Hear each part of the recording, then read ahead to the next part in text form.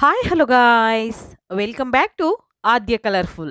ನಾನು ಸುಮಾ. ಫ್ರೆಂಡ್ಸ್, ಇವತ್ತಿನ ವಿಡಿಯೋದಲ್ಲಿ ಒಂದು ಸ್ವೀಟ್ ರೆಸಿಪಿನ ನಿಮ್ಮ ಜೊತೆ ಶೇರ್ ಮಾಡ್ಕೊಳ್ತಾ ಇದ್ದೀನಿ. ರಕ್ಷಾಬಂಧನಕ್ಕೆ ಮಾಡುವ ಅತ್ಯಂತ ರುಚಿಯಾದ ಸುಲಭವಾದ ಒಂದು ಸ್ವೀಟನ್ನು ಖಂಡಿತವಾಗ್ಲೂ ಯಾರು ಬೇಕಿದ್ರೂ ತಯಾರಿಸುವಂಥ ಒಂದು ಸುಲಭವಾಗಿರುವಂತಹ ತುಂಬಾ ಈಸಿಯಾಗಿ ಮತ್ತು ಟೇಸ್ಟಿಯಾಗಿರುವಂಥ ಒಂದು ಸ್ವೀಟ್ ಇದು. ಸೊ ಖಂಡಿತವಾಗ್ಲೂ ರಾಖಿ ಸ್ಪೆಷಲ್ ಸ್ವೀಟ್ ಅಂತಲೇ ಹೇಳ್ಬೋದು.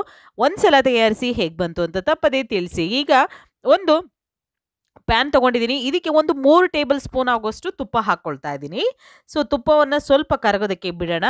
ಫ್ರೆಂಡ್ಸ್, ನೀವ್ಯಾರಾದ್ರೂ ಫಸ್ಟ್ ಟೈಮ್ ನನ್ನ ಚಾನಲ್ಗೆ ವಿಸಿಟ್ ಮಾಡಿದರೆ ಪ್ಲೀಸ್ ಚಾನಲ್ನ ಸಬ್ಸ್ಕ್ರೈಬ್ ಮಾಡ್ಕೊಳ್ಳಿ ಮತ್ತು ಲೈಕ್ ಮಾಡಿ, ಹೆಚ್ಚು ನನ್ನ ವಿಡಿಯೋಗಳನ್ನು ಶೇರ್ ಮಾಡಿ. ಫ್ರೆಂಡ್ಸ್, ಈಗ ತುಪ್ಪ ಸ್ವಲ್ಪ ಬಿಸಿಯಾಗಿದೆ.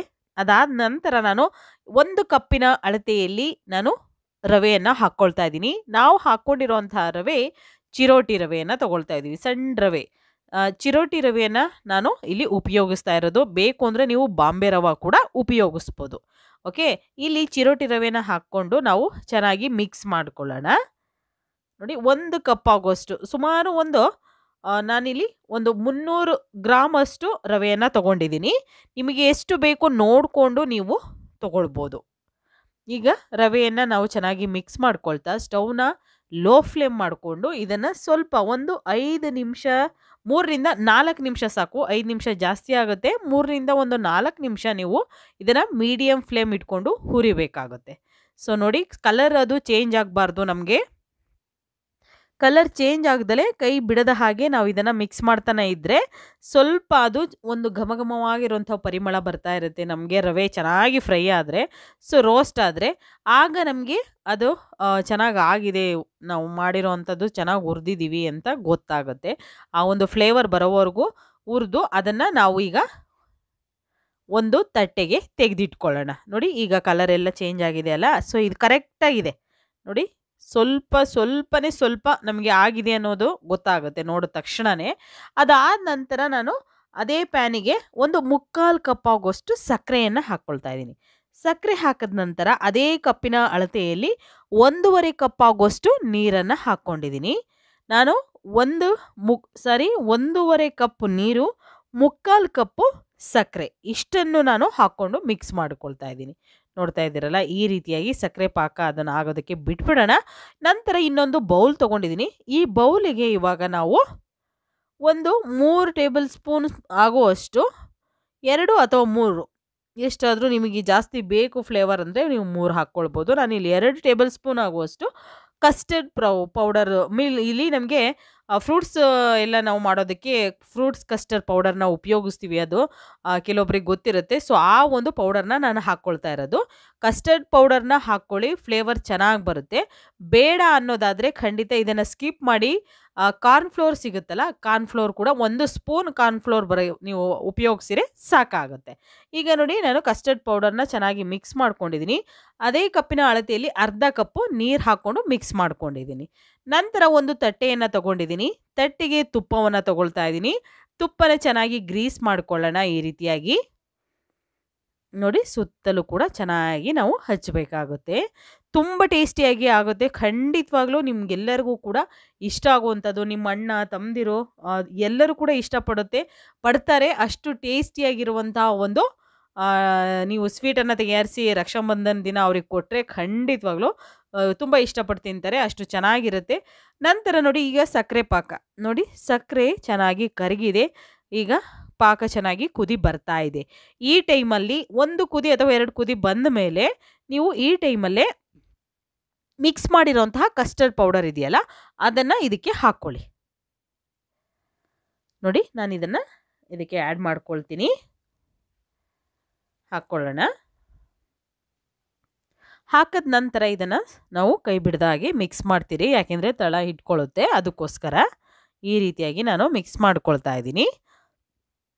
ಇಲ್ಲಿ ನಿಮಗೆ ಕಸ್ಟರ್ಡ್ ಪೌಡರಲ್ಲಿ ನಿಮಗೆ ಬೇಕು ಅಂದರೆ ಆರೆಂಜ್ ಫ್ಲೇವರು ಕೂಡ ಸಿಗುತ್ತೆ. ಬೇಕು ಅಂದರೆ ನೀವು ಅದನ್ನು ಕೂಡ ತಂದು ಉಪಯೋಗಿಸ್ಬೋದು. ಸೊ ನಾನಿಲ್ಲಿ ಈಗ ಸ್ವಲ್ಪ ಫುಡ್ ಕಲರ್ನ ಹಾಕ್ಕೊಳ್ತಾ ಇದ್ದೀನಿ.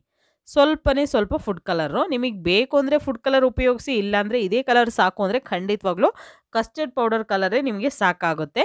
ಈಗ ಚೆನ್ನಾಗಿ ಮಿಕ್ಸ್ ಮಾಡ್ಕೊಂಡಿದ್ದೀನಿ. ನೋಡ್ತಾ ಇದ್ದೀರಲ್ಲ, ಇದು ಕೂಡ 1 ಕುದಿ ಬರಬೇಕು ನಮಗೆ. 1 ಕುದಿ ಬಂದ ನಂತರ ನಾವು ಬೇರೆ ಇಂಗ್ರೀಡಿಯೆಂಟ್ಸ್ನ ಆ್ಯಡ್ ಮಾಡ್ಕೊಳ್ಳೋಣ ಇದಕ್ಕೆ.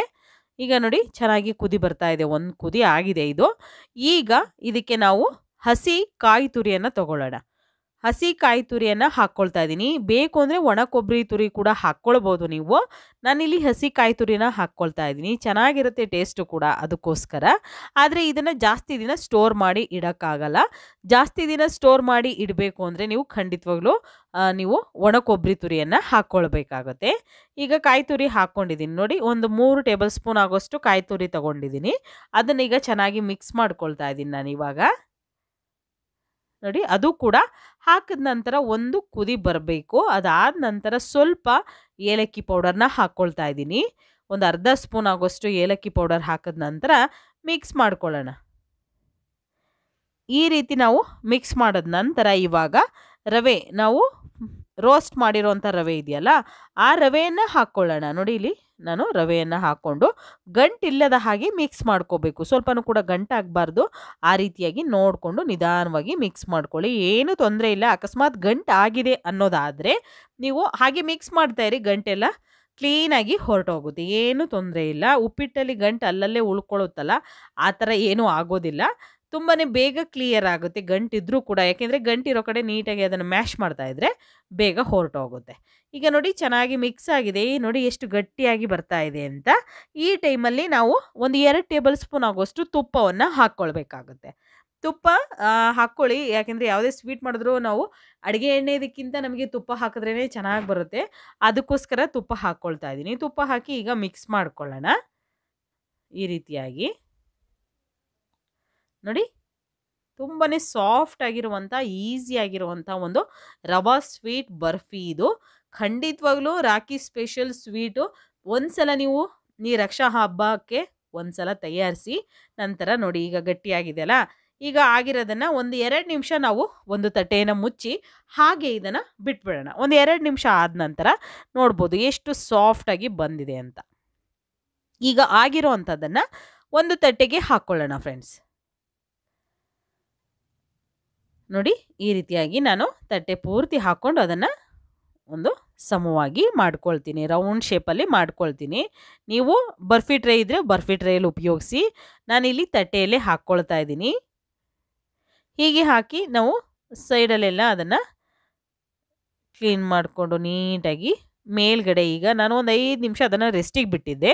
ಅದಾದ ನಂತರ ಇವಾಗ ನಾನು ಡ್ರೈ ಫ್ರೂಟ್ಸ್ನ ಕಟ್ ಮಾಡಿ ಹಾಕ್ಕೊಳ್ತಾ ಇದ್ದೀನಿ. ಬಾದಾಮಿ, ಪಿಸ್ತಾ, ಗೋಡಂಬಿ ಇಷ್ಟನ್ನು ಹಾಕ್ಕೊಳ್ತಾ ಇದ್ದೀನಿ. ಬೇಕು ಅಂದರೆ ಹಾಕ್ಕೊಳ್ಳಿ ಫ್ರೆಂಡ್ಸ್, ಇಲ್ಲ ಅಂತಾದರೆ ಸ್ಕಿಪ್ ಮಾಡಿ. ಅಥವಾ ಯಾವುದು ಡ್ರೈ ಫ್ರೂಟ್ಸ್ ಇದೆಯೋ ನಿಮ್ಮ ಹತ್ರ ಅದನ್ನೇ ಉಪಯೋಗಿಸಿ, ಏನೂ ತೊಂದರೆ ಇಲ್ಲ. ಈಗ ಆಗಿದೆ. ಅದಾದ ನಂತರ ಮೇಲ್ಗಡೆ ಅದನ್ನು ಡ್ರೈ ಫ್ರೂಟ್ಸ್ನ ಹಾಕಿ ಒಂದು ಸ್ವಲ್ಪ ಪ್ರೆಸ್ ಮಾಡಿದ್ರೆ ಕರೆಕ್ಟಾಗಿ ನಾವು ಬರ್ಫಿಗೆ ಎಲ್ಲ ನಾವು ಹಾಕಿರೋ ಡ್ರೈ ಫ್ರೂಟ್ಸು ಅಂಟ್ಕೊಳ್ಳುತ್ತೆ. ಅದಾದ ನಂತರ ಇವಾಗ ಕಟ್ ಮಾಡ್ಕೊಳ್ತಾ ಇದ್ದೀನಿ. ನಿಮಗೆ ಯಾವ ಶೇಪ್ ಬೇಕೋ ಆ ಶೇಪಲ್ಲಿ ನೀವು ಬರ್ಫಿಯನ್ನು ಕಟ್ ಮಾಡ್ಕೊಳ್ಳಿ. ನಾನು ನೋಡಿ ಈಗ ಇದನ್ನು ಹೇಗೆ ಕಟ್ ಮಾಡ್ಕೊಳ್ತೀನಿ ಅಂತ. ನೀವು ಕೂಡ ಹೀಗೆ ಬೇಕು ಅಂದರೆ ಕಟ್ ಮಾಡಿಕೊಂಡು ನೀವು ಕೂಡ ಮಕ್ಕಳಿಗೆ ಅಥವಾ ಮನೆಯವರಿಗೆ ಸರ್ವ್ ಮಾಡ್ಬೋದು. ಅಥವಾ ನೀವು ಸ್ಕ್ವೇರ್ ಶೇಪಲ್ಲಿ ಕಟ್ ಮಾಡ್ಕೊಳ್ತೀವಿ ಅಂದರೆ ಸ್ಕ್ವೇರ್ ಶೇಪಲ್ಲಿ, ನಿಮಗೆ ಟ್ರಯಾಂಗಲ್ ಶೇಪ್ ಬೇಕು ಅಂದರೆ ಹಾಗೂ ಕೂಡ ಕಟ್ ಮಾಡ್ಕೋಬೋದು.